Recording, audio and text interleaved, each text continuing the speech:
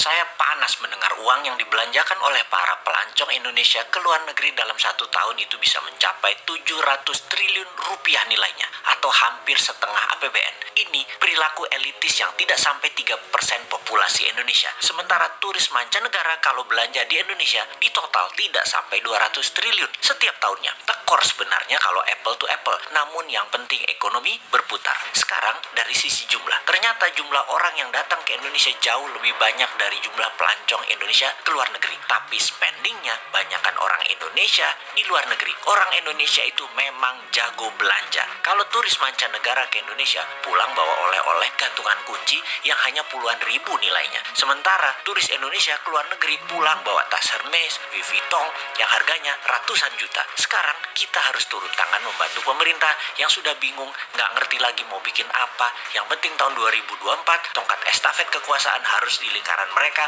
agar abadi kekuasaannya. Sementara rakyat asal survive. Toh rakyat sudah pinter, otopilot semua cari makannya. Bagaimana membantunya? Nah, ini bedanya New Mind dengan oposisi pengkritik, yang bisanya oposisi itu lihat kejelekan pemerintah, tetapi nggak tahu juga solusinya apa. Kalaupun ada solusinya, hanya normatif. Kita lompat sebentar keluar topik, nanti balik lagi memutar ekonomi wisata agar tidak keluar negeri. Saat ini di media-media juga orang-orang di tempat tongkrongan membicarakan 2024 siapa presiden dan wapresnya Indonesia. Maka banyak nama digadang-gadang. Nama-nama itu modalnya gampang. Bayar aja lembaga survei untuk memasukkan nama mereka, walaupun mereka hanya satu di antara 10 orang. Pokoknya masuk aja nama mereka dulu. Lalu mulai dibangun citra mereka masing-masing. Yang hebatnya, siapapun mereka itu, tanya satu hal. Konsep bernegaranya apa ketika nanti mereka memimpin negara? Maka jawaban mereka pasti normatif, pasti umum-umum saja. Seperti stop impor, stop hutang,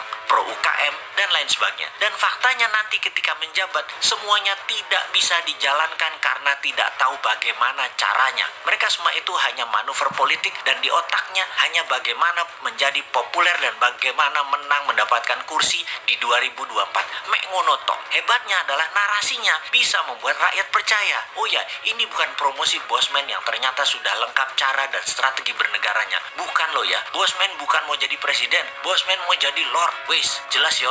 Ini semua buat nyindirin positif. Kita nyindir incumbent, nyindir yang cari popularitas di tahun 2024, dan nyindir oposisi supaya semua punya konsep bernegara. Misalnya mereka mengatakan akan menghukum mati koruptor. Itu Bosman sudah usulkan. Cari lain lagi. Pajak diturunkan.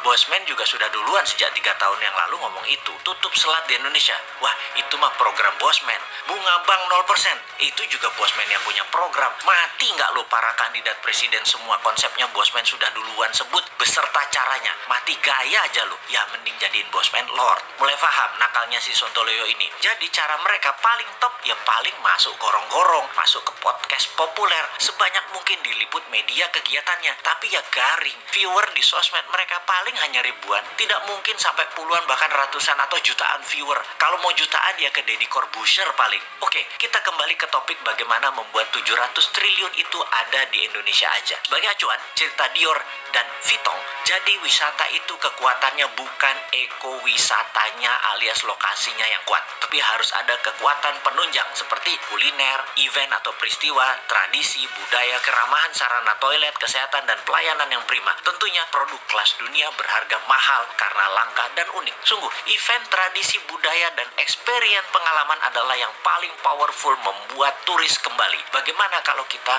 buat semuanya? Kita buat event, tradisi, budaya, kuliner, produk UMKM, kelas dunia di seluruh Indonesia, plus gamifikasi yang berhadiah miliaran. Traveling di Indonesia, misalnya ke Jogja, ke Toba, modalnya per orang katakanlah 3 hari 1 juta rupiah. Ternyata bisa mendapat hadiah ratusan juta. Kalaupun nggak menang, nggak dapat hadiah gamifikasi, tetap dapat menikmati pengalaman pesona Indonesia. Untuk hal ini, kita luncurkan segera produknya. Tenang, New Mind selalu ada solusinya.